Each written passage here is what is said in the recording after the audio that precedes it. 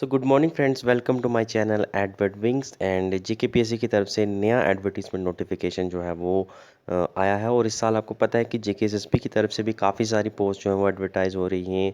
JKPSC का भी जो है ये पांचवा नोटिफिकेशन है इस साल का।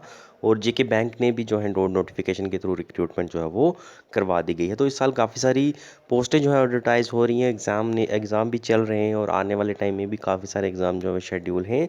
और उसी उपलक्ष्य में कहें तो जेकेपीएससी की तरफ से जो है वो नोटिफिकेशन जो है वो निकाला गया है। ठीक है, तो ये पोस्टें किसके लिए हैं? तो फिजिकल डिपार्टमेंट जो है यानी स्पोर्ट्स एंड फिजिकल डिपार्टमेंट है, उसके अंदर जो है ये पोस्टिंग जो है निकाली गई हैं। और आपको पता ही है कि जेकेपीएससी जो है लेवल 7 और उससे ऊपर की जो पोस्टें रहती हैं उनके साथ डील करती है। और काफ़ी अच्छी पोस्टें होती हैं, गैजेटेड पोस्टें होती हैं। ऑलमोस्ट पोस्टें जो है वो गैजेटेड होती हैं। लेवल 8 या उससे ऊपर की जो पोस्ट है वो गैजेटेड होती हैं। और लेवल 7 की जो पोस्ट है वो गैजेटेड नहीं होती। ठीक है, तो आइए देखते हैं नोटिफिकेशन में कि कितनी पोस्टें हैं और कितनी क्या एलिजिबिलिटी है और कब कब आपको फॉर्म भरने हैं। पूरा डिटेल में नोटिफिकेशन देखते हैं। ये नोटिफिकेशन नंबर है जेकेपीएससी की तरफ से। और बहुत ही अजीब चीज़ जो है इसमें यह है, अजीब चीज़ क्या कह सकते हैं, लेकिन पहली बार जो है जेकेपीएससी की तरफ से ये नोटिफिकेशन मिल रहा है जिसमें आपका कोई भी एग्ज़ाम नहीं होगा। ठीक है, तो जो भी इसकी सिलेक्शन रहेगी वो आपकी एजुकेशनल क्राइटेरिया पर रहेगी। आपका जो फिजिकल फिटनेस टेस्ट होना है उसके ऊपर रहेगी। और इंटरव्यू जो है वो डायरेक्ट आपका रहेगा, यानी आपका कोई भी रिटन एग्ज़ाम जो है इसमें वो नहीं होगा। आइए डिटेल में देखेंगे कि कैसे क्राइटेरिया बनेगा, किस हिसाब पर सिलेक्शन होगी आपकी। तो सबसे पहले तो नोटिफिकेशन देखते हैं। तो नोटिफिकेशन जो है, पोस्ट का नाम है आपका फिजिकल ट्रेनिंग इंस्ट्रक्टर। ठीक है, तो एक किस्म का हम कह सकते हैं फिजिकल इंस्ट्रक्टर की पोस्ट है, फिजिकल ट्रेनिंग इंस्ट्रक्टर की पोस्ट है जो कि जेकेपीएससी के अंदर आई है। ठीक है, फॉर्म कब से लग रहे हैं? तो देखिए 23 अगस्त से जो है फॉर्म लगने शुरू हो जाएंगे। और सितंबर 22 तक जो है ये फॉर्म लगते रहेंगे आपके। ओके, एंड उसके बाद क्या होगा कि देखिए एज जो है वो आपकी 1 जनवरी 2021 के मुताबिक ही जो है वो आपकी एज रहेगी। 40 in the case of open hand category वालों के लिए 3 साल की रिलैक्सेशन। ओके, उसके बाद एडिट ऑप्शन जो है वो आपको सितंबर 25 के बाद जो है वहाँ पे मिल जाएगा, 27 सितंबर के लिए कहा जाता है। मिला मुझे आज तक भी नहीं वैसे।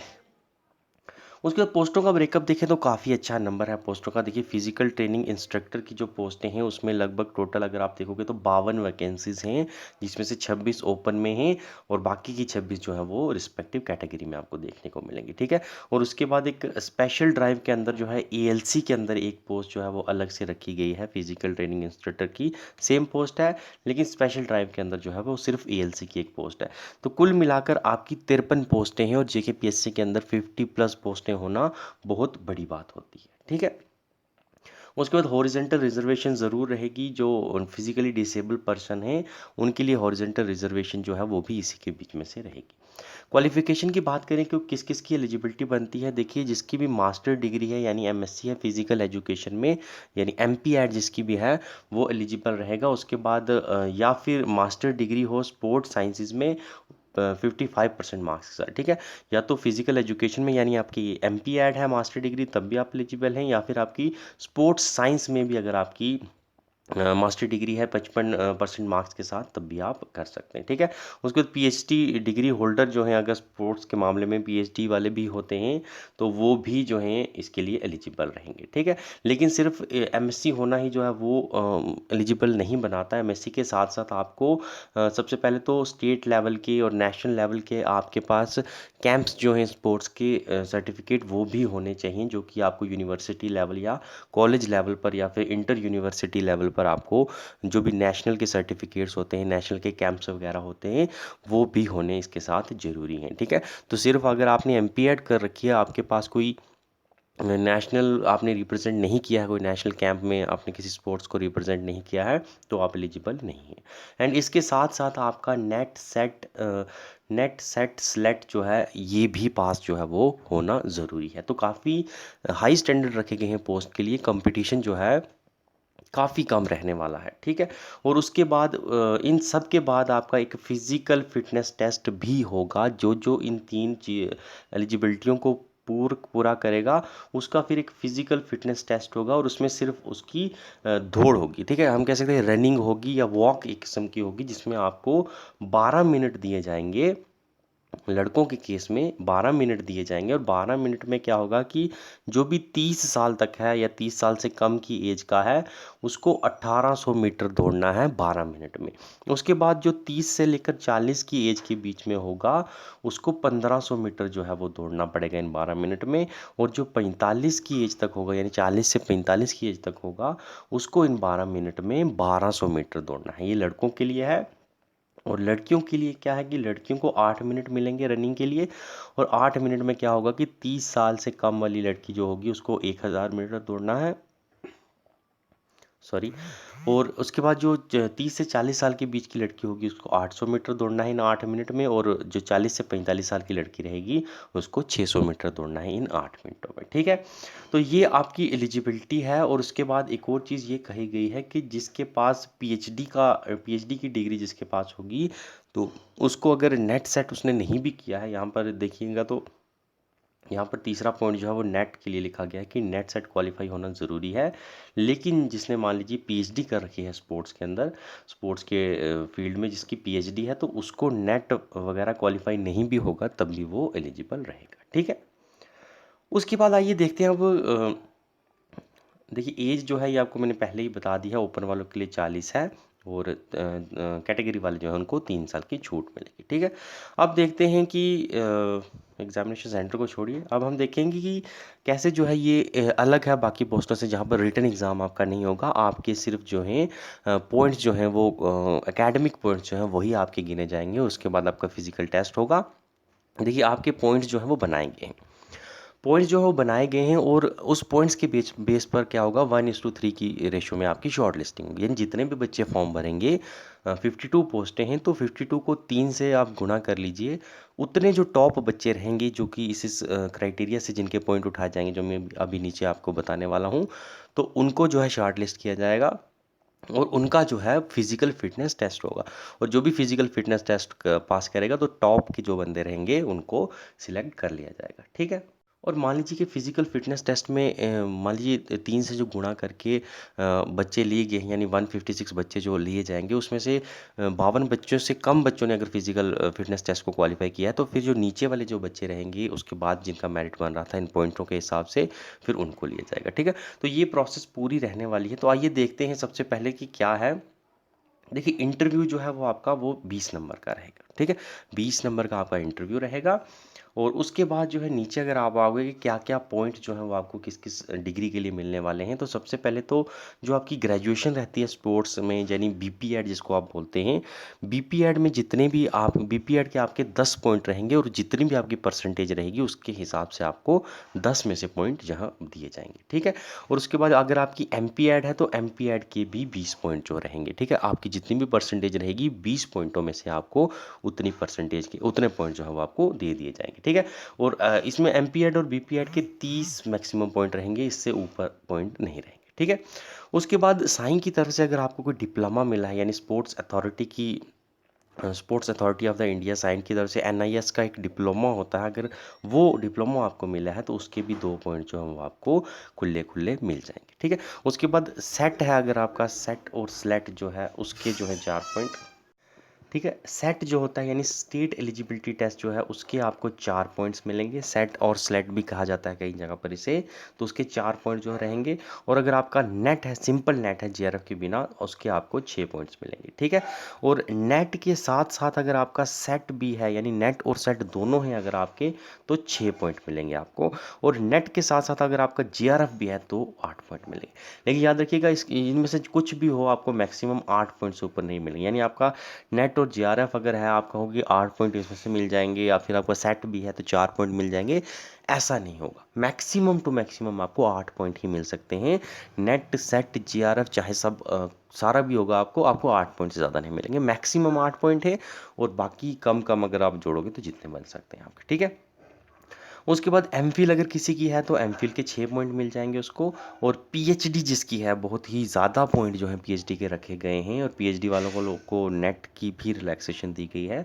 पीएचडी के 15 पॉइंट रखे गए हैं, बहुत ज़्यादा जो है ये वेटेज दी गई है, ठीक है।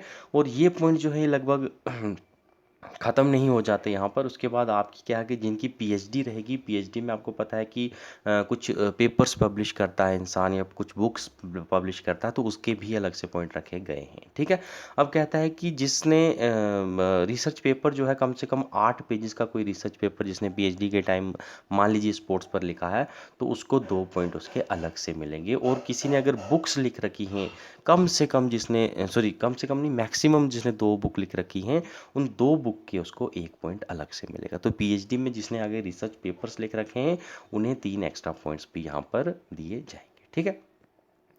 उसके बाद कुछ और पॉइंट्स भी हैं, जैसे कि नेशनल और स्टेट अवार्ड अगर किसी को मिला हुआ है मान लीजिए, ठीक है। देखिए नेशनल अवार्ड अगर किसी को मिला है तो उसके 2 पॉइंट्स रहेंगे, और स्टेट गवर्नमेंट में यानी जम्मू एंड स्टेट गवर्नमेंट की तरफ से जो है किसी को स्टेट लेवल पे अगर कोई अवार्ड मिला है तो उसका भी 1 पॉइंट जो है वो उसको दिया जाएगा, ठीक है। तो सब कुछ आपकी अचीवमेंट्स के ऊपर ही डिपेंड है। इसमें कोई एग्जामिनेशन जो है वो नहीं होने वाला। उसके बाद एक्सपीरियंस की बात है कि किसी ने मान लीजिए एज ये जो पोस्ट जो है आपकी फ़िज़िकल ट्रेनिंग इंस्ट्रक्टर की, इस पोस्ट के लेवल या इसके इक्विवेलेंट पोस्ट पर किसी ने पहले किसी स्टेट गवर्नमेंट में, हमारी जम्मू कश्मीर गवर्नमेंट में स्टेट या सेंटर के लेवल पर इस पोस्ट पर कॉन्ट्रैक्ट पर रहकर अगर किसी को पढ़ाया होगा, तो उसको अलग से 3 पॉइंट जो है वो दिए जाएंगे, ठीक है। लेकिन मैक्सिमम जो है 12 क्वार्टर के लिए मिल जाएगा। 12 क्वार्टर यानी 3 साल तक के लिए ही उसको मिलेगा। 3 साल से ज़्यादा उसने पढ़ा रखा है, उसके पॉइंट उसको नहीं मिलेंगे, ठीक है। तो एक्सपीरियंस की भी होती है, जैसे आपको पता है कि कॉन्ट्रैक्चुअल लेक्चरर लगा होता है अगर मान लीजिए किसी स्कूल में, तो कल को परमानेंट लेक्चरर की पोस्टें निकलती हैं, तो उसको कॉन्ट्रैक्चुअल के साल में जब पढ़ाया होता है तो उसका बेनिफिट भी उसको एक्सपीरियंस का मिलता है। एंड सेम यही केस यहाँ पर भी है, ठीक है। और अगर किसी ने कोचिंग कैंप जो है जो कि कंडक्ट करवाए जाते हैं नेशनल लेवल पर, वहाँ पर किसी ने कोच के तौर पर अगर पार्टिसिपेट किया है उस कैंप में, तो उसको उसके भी 3 पॉइंट जो है वो अलग से मिलेंगे, ठीक है। तो काफ़ी सारे जो है पॉइंट्स यहाँ पर रखे गए हैं। उसके बाद क्या है कि एक डिमॉन्स्ट्रेशन जो है 10 पॉइंट जो हैं डिमॉन्स्ट्रेशन के रखेंगे। डिमॉन्स्ट्रेशन में क्या होगा कि आपको जो है 5 मिनट का एक लेक्चर देना पड़ेगा, ठीक है। अगर आप शॉर्ट लिस्टेड होते हो तो वहाँ पर पीएससी जो है जब आपका इंटरव्यू रहेगा तो वहाँ पर आपको एक 5 मिनट का लेक्चर डिलीवर करने के लिए बोलेगी, और आप लेक्चर डिलीवर करेंगे, कोई सा भी एक टॉपिक रहेगा, तो उस 5 मिनट के उस लेक्चर में जो है वो पीएससी आपको एनालाइज करेगी कि इसको बोलने के कितने अच्छे स्किल हैं, कितना अच्छा ट्रेन जो है वो किसी को कर सकता है। तो एक किस्म का आपका वो टेस्ट हो जाएगा। एक जैसे हम प्रेजेंटेशन देते थे अपने स्कूल के टाइम में, कॉलेजेस के टाइम में, वो एक प्रेजेंटेशन आपकी हो जाएगी, और उस प्रेजेंटेशन के 10 नंबर रहेंगे। जितना भी जैसा अच्छा लगेगा, जो भी प्रेजेंटेशन आपकी सुन रहा होगा, तो वो जितने भी मार्क्स आपको 10 में से देगा वो आपके अलग से रहेंगे, ठीक है। और उसके बाद कुछ और भी अचीवमेंट्स हैं जिनके पॉइंट रखे गए हैं, जैसे अगर आप एनसीसी के होल्डर हैं यानी एनसीसी का सी सर्टिफिकेट किसी के पास है, उसको 1 पॉइंट मिलेगा। उसके बाद जम्मू कश्मीर स्पोर्ट्स काउंसिल की तरफ से अगर किसी को सर्टिफिकेट मिला है स्टेट लेवल का, उसको 1 पॉइंट में दिया जाएगा। और कोई अगर अपनी प्रेस्क्राइब क्वालिफिकेशन जो है आपकी, यानी जो आपकी मास्टर डिग्री है एमपीएड या बीपीएड में, अगर कोई गोल्ड मेडलिस्ट रहा है अपने ज़माने में, तो उसको अलग से 1 पॉइंट उसका मिलेगा। तो ये कुल मिलाकर इसके 100 पॉइंट जो है वो आपके बन जाएंगे। तो काफ़ी सारे डिस्टिंग्विश फील्ड्स हैं जहाँ से आपको पॉइंट मिलेंगे, कोई रिटन एग्ज़ाम आपका नहीं होने वाला है। और उसके बाद क्या रहेगा, देखिए जो भी जितने भी बच्चे, मैंने आपको जैसे बताया कि जितने भी बच्चों ने फॉर्म भरा होगा 1:3 की रेशो में जो है उनको हर एक कैटेगरी में उसको बुलाया जाएगा, ठीक है।